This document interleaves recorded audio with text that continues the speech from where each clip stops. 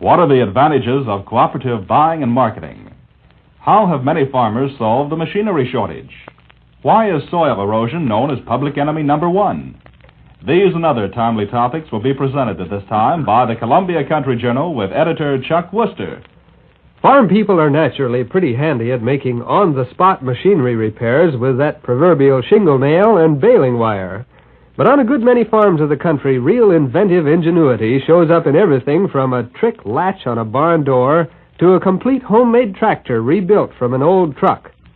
To bring you a report on some of these farm-made machines and gadgets, today Country Journal visits one of the leading county fairs of the country, Mahoning County, Ohio, as we take you now to station WKBN in Youngstown.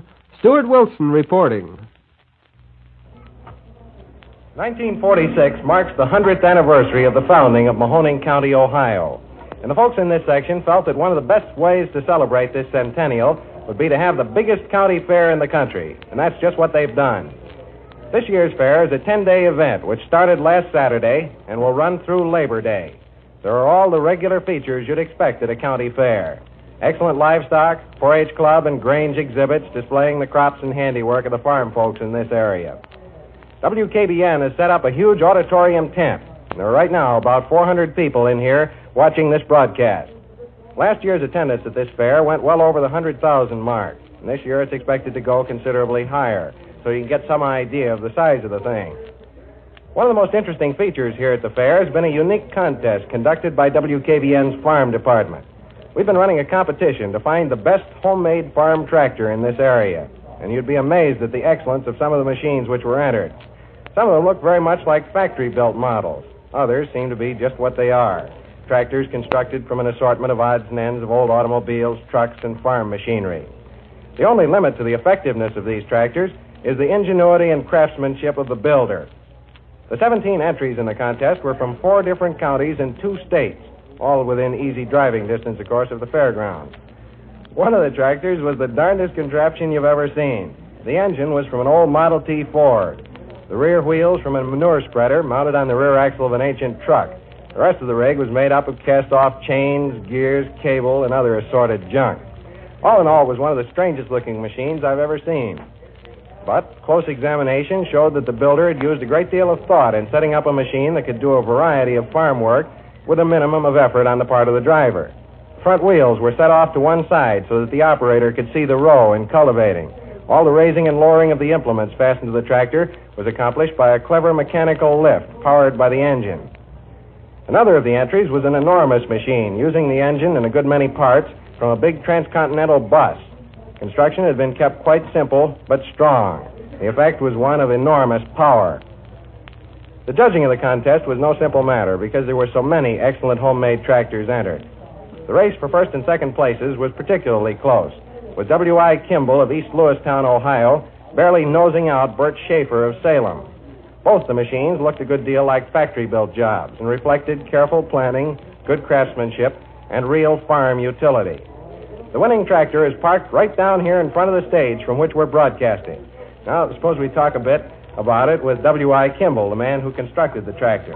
Mr. Kimball, how did you happen to build the tractor in the first place? Well, I was purchasing the farm, and, you know, the farms cost money, tractors cost money, and my job was a mechanic, so I decided I'd build my own. After all, I wanted something just a little bit different that would still do the job. In other words, you wanted to incorporate your own ideas about what a tractor should be. Huh? See what you can do. Where did you do the work? 1940. Oh, that was the time you did it. So you've been using it then for about 6 years, have you? I've been using it about 6 years. Well, now, again, to get back to that other question, where did you build it? I built it in a small building that I assembled back of the house that I eventually used for a chicken coop. Well, now, wasn't that kind of small to get the tractor in and out? Well, it was kind of small, but after I got it built, I took the end out and to get the tractor out. In other words, you almost had to tear down the building to get the tractor out of there. I almost had to tear it down, and I started working from there, and it's been working ever since. Well, now, how about the cost of this tractor? Well, around the $460 actual money paid out besides the labor. That's plus your own labor. That's right. Well, now, how much acreage are you farming with the tractor right now? Why, 120 acres this year, but before that, 60. So that it really, then, is in use. Is that right? In use, that's right. And it is a very fine tractor, incorporates hydraulic lift on the implement, and also has a fine power takeoff for driving such implements as the combine or a pickup baler or the things that we're using around farms now because of the labor shortage. Well, thanks very much then, Mr. Kimball. Let's have a big hand from the crowd here for Mr. Kimball. You know, the scarcity of tractors during the war caused a good many farmers to build their own or go without. And never let it be said that the American farmer ever goes without something he needs just because he can't buy it. Around almost every farm, there's usually enough spare and junk machinery parts so the resourceful farmer can manage to put together almost anything he wants. But it certainly seems as though the homemade farm tractor is here to stay. This is Stuart Wilson speaking from the stage of WKBN's auditorium tent at the Mahoning County Centennial Fair at Canfield, Ohio. Country Journal returns now to Chuck Worcester in Washington. There's good reason why soil erosion has become public enemy number one to the farmers of the country. 1/4 of all our cultivated land has been ruined beyond repair. Half of it is in need of immediate conservation attention, and most of the rest of it is constantly in danger of damage from erosion. For a report on the fight against erosion and other soil damage in the upper Mississippi Valley area, Country Journal takes you now to station WCCO in Minneapolis. Larry Haig reporting. It's estimated that more than half of the best grade farmland in the United States is located in Iowa, Minnesota, Wisconsin, and Illinois. And so great a heritage is worth preserving. How has this farmland been used in the past? And how can it be used in the future? Well, these are some of the problems being studied at the Upper Mississippi Soil and Water Conservation Experiment Station at La Crosse, Wisconsin. The experiment station is located on a typical farm in southwestern Wisconsin in La Crosse County, high up on the bluffs overlooking the Mississippi River and the city of La Crosse. Here, the state and federal workers are observing the action of the rains in washing away that precious topsoil. Back in 1932, state and federal workers in soil conservation held a meeting at La Crosse, and these men spent considerable time going over the farms in that area. And they observed that a few of the farmers had developed patterns of farming that seemed to control soil erosion, with strip cropping, contour fields, and terracing. And they also found that most of the farmers in that area desired help in solving the problems of soil erosion. In order to find out how soil erosion actually worked, the state of Wisconsin purchased a farm near La Crosse. And on it, the U.S. Department of Agriculture, together with the University of Wisconsin, have been measuring the soil and water losses on small experimental plots. These plots, most of them about 1/100th of an acre in size, are on a 16% slope. A 16% slope is one having a vertical drop of 16 feet for each 100 feet on the horizontal. And this is no steeper than the ordinary field in many of the farms in this area. The plots are separated by metal strips, and at the foot of each plot is a basin which catches the soil washed off during each rain. And this soil is weighed and measured. These plots are planted to different crops, some to corn, some to grain, and others are summer fallows. The soil losses on these plots are compared with those seeded to grass and hay crops. Now along the Mississippi River in Minnesota, Wisconsin, Illinois, and Iowa are almost 18 million acres of land that compare with these experimental plots. And farmers who live on this land can assume that the findings at this experimental farm are similar to what is happening on their own land if proper soil conservation is not practiced. And here's what they've found out about soil losses. Each season, 70 to 80% of the soil loss occurs during 3 or 4 rainstorms. Light rains cause very little erosion, but rainfalls of 1.5 inches or better in 30 minutes cause thousands of tons of topsoil to be washed away. For instance, during one rain, corn plots at the station lost 70 tons of soil per acre, and that's equivalent to almost 1/2 inch of topsoil. 15 storms in 5 years took 74% of the topsoil from plots planted to corn. The loss on plots in summer fallow was the greatest, close to 100 tons of soil per acre. In the plots planted to grass and hay crops, the most severe rainstorms in the last 5 years hasn't resulted in a soil loss exceeding 1.5 tons per acre. Now, farmers along the Mississippi Valley have become extremely interested in these soil conservation projects, not because it's a fad or a style, but out of real necessity. For if they don't practice soil conservation, their farms will be washed away. And today, through the hill country along the Mississippi, you'll see prosperous-looking farms that are producing more crops per acre than 10 years ago, all because of soil conservation. It's a battle with the elements to keep the farms from washing down into the Mississippi, but the farmers are winning that fight, and the evidence of the success is so well shown at the Upper Mississippi Soil Conservation Experiment Station at La Crosse, Wisconsin. And now this is Larry Haig in Minneapolis. The Country Journal returns now to Chuck Worcester in Washington. This past week, representatives of leading farm supply and marketing cooperatives throughout the country have been attending the 18th annual meeting of the American Institute of Cooperation at Purdue University in Indiana. Today it's a pleasure to have Dr. Raymond W. Miller, president of the Institute, as our Country Journal guest to give us the highlights of the meeting and explain the significance of cooperatives in the farm marketing and supply picture. For Dr. Miller's report, we take you to station WBBM in Chicago. The American Institute of Cooperation yesterday completed its 18th annual session on the campus of a college. This year's session was held at Purdue University, Lafayette, Indiana. The last was in 1942. The Institute is a fact-finding and disseminating organization interested in the sociological, legal, economic, and accounting phases of cooperative corporations, operating in the field of purchasing and or marketing the supplies or products of primary agricultural producers. It has as its members a cross-section of the general and cooperative farm organizations of the United States. On its board of trustees are leaders from agricultural groups, as well as educators, attorneys, and editors interested in the part that farm cooperatives may perform in building and preserving a democratic way of life. Farm cooperatives are non-profit, private enterprises. They are democracy in corporate form. They enable the individual farmer to utilize the benefits of corporate structures in securing supplies or marketing products together with his neighbor.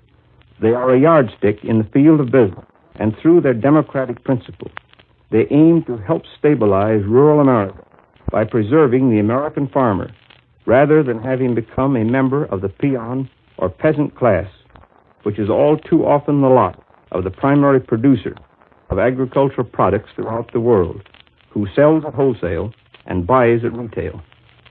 They exist side by side with their corporate partners in the free enterprise system, the profit corporation. By using them, farmers make a profit with their neighbors rather than from their neighbors. The sessions at Purdue were attended by some 2,000 farm leaders from every part of the United States, with visitors from about a dozen foreign countries. None were delegates. All came who were interested in the farm cooperatives as a part of an integrated national economy. The sessions were addressed by over 200 speakers, including such men as Dr. Edwin G. Norris, Vice President of Brookings Institute, and recently appointed Chairman of the Economic Advisory Council, Chester C. Davis, Chairman of the President's Family Emergency Committee, and Dr. William Myers of the same committee, and Mr. E.G. Berland, Deputy Executive Director of CARE, Cooperative for American Remittances to Europe, Incorporated. These men addressed the sessions in regard to the world distribution of food and the part that cooperatives might perform in these international emergencies. The Institute passes no resolutions. Its aim is to bring about a better understanding by farm cooperative leaders of those educational principles whereby they might guide cooperative corporations to become of increasing service to members and patrons alike, and to the nation as a whole in the interests of general welfare. James W. Sells of the Methodist Church, Atlanta, Georgia, Monsignor M. M. Cody of the Catholic Church from Antigonish, Nova Scotia, Mr. Clyde Edmonds from the General Welfare Board of the Mormon Church, Salt Lake City, Utah, and Mrs. Samuel I. Roseman, New York, of the Jewish faith, presented papers on the general subject of religion and cooperatives. The next annual general conference session of the Institute will be held August 25th to 29, 1947, on the campus of the Colorado State Agricultural College, Fort Collins, Colorado. You have just heard Dr. Raymond W. Miller, president of the American Institute of Cooperation. Country Journal returns now to Chuck Wooster in Washington. Housewives spend hundreds of dollars and many hours every year trying to get rid of 1,000 varieties of bugs. But not before the bugs have caused a lot of damage to clothing, furnishings, and food. DDT and other new insecticides have come a long way in the battle against household insects. There's a lot to be learned yet, though. Today, Country Journal presents a report on how these insecticides work, what care can be taken to save millions of dollars every year. For that report, here's our home editor, Mary Burnham. Right now is the time of year when moth damage is brought to homemakers' attention as they get ready to take blankets and winter clothes out of storage and put away summer things. I think moths cause about the biggest headaches of any insect because you never know where they're working until the damage is done. I know holes just suddenly turn up in drapes, upholstering, and rugs. What can be done to avoid this? DDT is the best single insecticide that's been found so far. It's effective against most moths, flies, mosquitoes, and gnats. A 5% spray or dust of DDT is the minimum strength if it's to be used alone. And thorough spraying of DDT throughout the house, including closets and chests, will get most flying insects. But to be sure, it's a good idea to dust the powder in cracks, behind baseboards, under quarter rounds, and in all sorts of out-of-the-way places like that, where bugs develop and hide and then crawl out to do their damage. How about fly sprays that contain DDT and are supposed to be effective for killing such insects? Many of them are good if they're used properly. DDT works slowly. A fly spray which contains pyrethrum for quick knockdown and a small amount of DDT, say 1 to 3%, is fine for killing insects. But it won't have the lasting effect that the stronger DDT sprays and dust do have. You haven't mentioned a number of other pests, Mary, like silverfish, roaches, bedbugs, ants, carpet beetles. They bother a lot of different things. A variety of treatments can be used on them, too.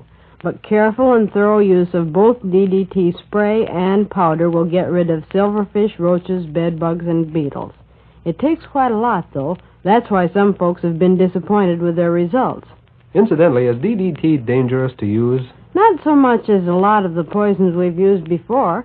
There's no danger with the dust unless you eat it. And you know you don't need to close up the house to use DDT spray like you do fly spray. The only possible danger there is if you leave spray which has an oil base on your skin. And washing is all that's necessary to get rid of that. Well, that should relieve a lot of people's minds. You almost sound like DDT is a cure-all. Are there any bugs it doesn't kill? Yes, a few. And there's still a lot of work to be done, finding better ways to use DDT, testing new insecticides, and learning whether the bugs will like a lot of these new fabrics we're getting. Well, will it pay to try DDT? Yes, because it's simpler and just as economical as anything. If it doesn't work, the old plan of poison baits is reliable, but of course it's more trouble. Tartar emetic and grease or sodium arsenate and sugar are good for ants, of course. The familiar sodium fluoride is good for silverfish, even better than DDT. And common fly spray is still the most effective weapon against spiders. But every day or so we hear of a new insecticide. A regular alphabet of letters and figures. DFDT, 666, 662, and many others. Someday we may have ways to get rid of all kinds of bugs. Well, I understand the latest insecticides that's given a rating as good or even better than DDT is the Navy's new product called 448. It acts in much the same way as DDT, that is, the insects need only to touch it to be poisoned, and it works equally well on all insects.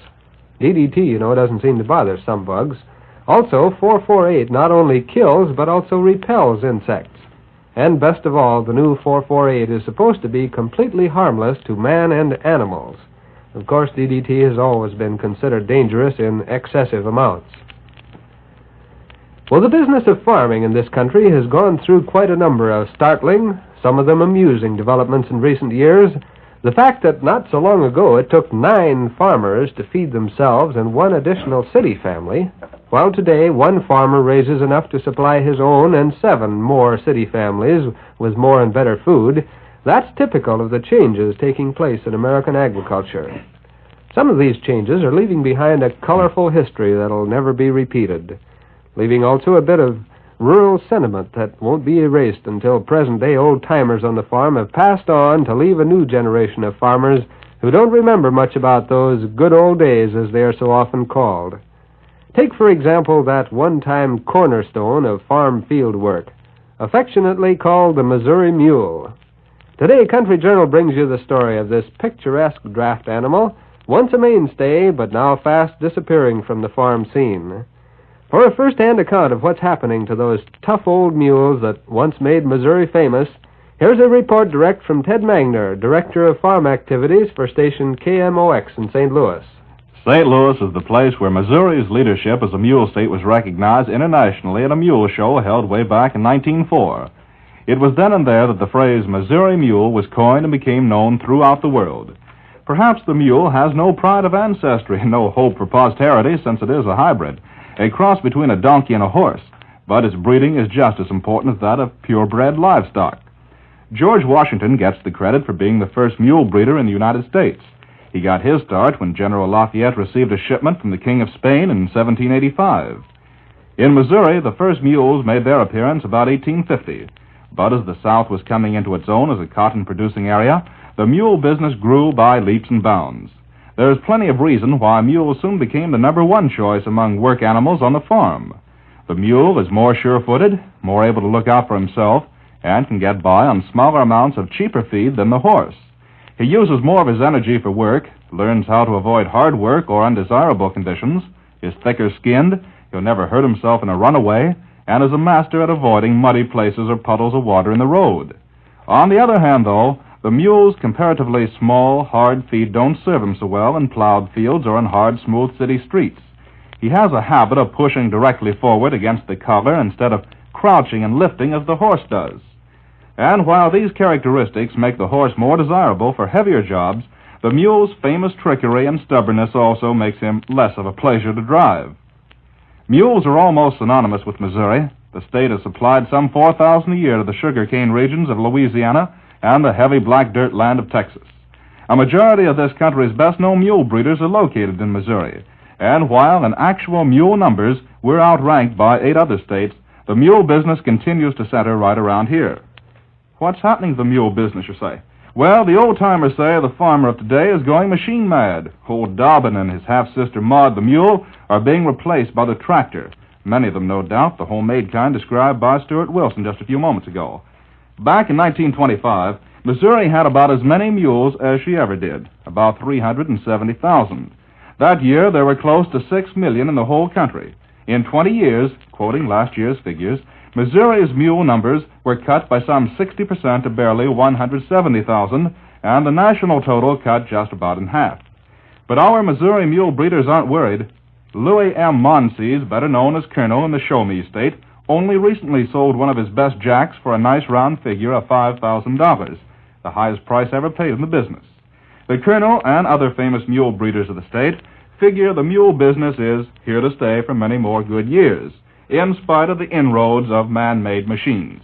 And that's the report from Ted Magner, Farm Director for station KMOX in St. Louis. Next week, our Country Journal reports from around the country will include the story of new uses for wood products, how the treatment and adaptation of different types of wood material have opened up whole new fields in the lumber industry. From Chicago, Creighton Scott will review the farm crop outlook in the Middle West with comments on fall weather prospects. The next few weeks are the most important of the year to farmers who hope a killing frost will hold off long enough to allow full maturity of the record corn crop. Last year, an early freeze cut the crop short by 300 million bushels in feeding value and was the main single reason for the world food grain shortage and famine that we've heard so much about in recent months. There will be a report on UNRWA efforts to relieve that famine from Tanahana in New York. It's time now for local and regional farm news. Good rains fell in almost all parts of the country east of the Rockies this past week. Some of the heaviest fell right where they were needed most, in the parched areas of the Southwest, where the week's total amounted to more than 5 inches in some places. The rainfall was a little late to help much on the corn crop or sorghum that was too far matured to show any late improvement, but the moisture was just in time to permit full-speed fall plowing to get underway, getting ready for fall wheat planting operations. In the Gulf Coast region of Texas, plans are underway for winter vegetable production there. For a detailed review of farm conditions in that area, here is a report direct from George Reisner, Farm Director at station KTRH, Houston. Crop conditions in the Gulf Coast of Texas run from good to very poor this year. First, in the way of foodstuffs, the farmers are in the best position they have been at any time during the war years. One of the feeds which have carried the cattle through the feed shortage is the abundant pasture. For 5 years, there have been ideal pasture grasses, and now, with the new improved pastures, the condition has even improved. Matagorda County alone has improved 57 pastures according to the best methods found by the Texas Angleton Experiment Station. The carrying capacity of these improved pastures is about 1 cow per acre, with some using as many as 4 animals per acre. The Gulf Coast region of Texas has the largest number of animals per acre of any section in the United States. The grain sorghum harvest, which is almost finished, is by far the largest and the best ever recorded. It's a pretty sight to drive down the road and see the pretty uniform fields of yellow milo grain, too. Some fields of milo contained as much as 1,000 acres. As well as having a record harvest, a high price was received, with prices going as high as $3.50 per 100 before the break came, which sent the prices of milo downward. This year's crop is being harvested almost 100% by combine, which has been a great help due to the labor shortage. Rice farmers who have had trouble from time to time, they were ready to plant until now, have many tough problems ahead of them. First, the wet weather at planting time made it hard to get the crop planted, and much of the rice was planted in a seed bed that was not properly prepared. The grass and weeds will reduce the yield as well as the weed seeds will reduce the quality of grain harvested. Some rice, which was planted real late, will run into trouble from late harvesting as the Gulf Coast usually has a wet fall. Now, if this happens, it'll be hard to harvest as most of the crop is now being harvested by combines. Another trouble that will arise is the damage done by wild ducks and late planting of rice. In many sections, the summer ducks are already doing damage. The winter duck will start arriving in September when a very small part of the rice crop will have been harvested this year. Early plantings of rice is now being harvested, but in most cases the farmers are not selling and are holding out for OPA increases in the ceiling price. In most sections of the region, the cotton crop will be one of the poorest ever recorded. Early rains made it almost impossible to get the seed in the ground. Then after the seed was up, continuous rains made it almost impossible to get the cotton chopped and cultivated. In one section, one could see as many as 1,000 acres of cotton that would not be harvested because of grass which overtook the crop. Even where the grass was finally cleaned, the continuous rains made such an ideal weather for boll weevils that the yield will be very low. The cotton crop this year will be the most expensive crop ever harvested because of the amount of grass from wet weather causing tremendous amount of labor cost. The cost of getting an excess of $2 per 100 for picking. This will make the cost of picking one bale of cotton in excess of $30. The farmers in this section have not as yet gone in for mechanical cotton pickers. Local vegetables going to market now consist mainly of eggplants, okra, sweet peppers, black-eyed peas, mustard greens, watermelons, and kefir pears. Fall planting will start as soon as the first good rain. And that's the report direct from George Reisner of station KTRH in Houston, Texas. Here in Washington, the Department of Agriculture's announcement that new price ceilings on livestock, and therefore on meat, will be noticeably higher than they were when the previous ceilings went off just 2 months ago, seemed to surprise most everyone, including the OPA. Evidently, most reporters and officials had forgotten that the new price control law gave the Secretary of Agriculture a pretty free hand in determining price levels on farm products kept under control. Secretary Anderson's argument in favor of the higher price level was based on the need for encouraging meat production. Most farm leaders, however, feel the record feed grain crop in prospect, with the reasonable feed prices that go hand in hand with a big supply, will be encouragement enough to livestock producers. You've been listening to the Columbia Country Journal with editor Chuck Worcester. Today's Country Journal featured reports from Ted Magner in St. Louis describing the history of the Missouri mule, from Stuart Wilson in Youngstown, Ohio, telling how farm people have built homemade machinery, and from George Reisner in Houston, Texas, reviewing crop conditions in that part of the country. Larry Haig in Minneapolis described soil conservation activities in the upper Mississippi Valley. Mary Burnham outlined the use of new insecticides in the home. And Dr. Raymond W. Miller in Chicago reviewed the annual meeting of the American Institute of Cooperation. This is Ted Lingo speaking from the studios of WTOP in Washington. And this is CBS, the Columbia Broadcasting System.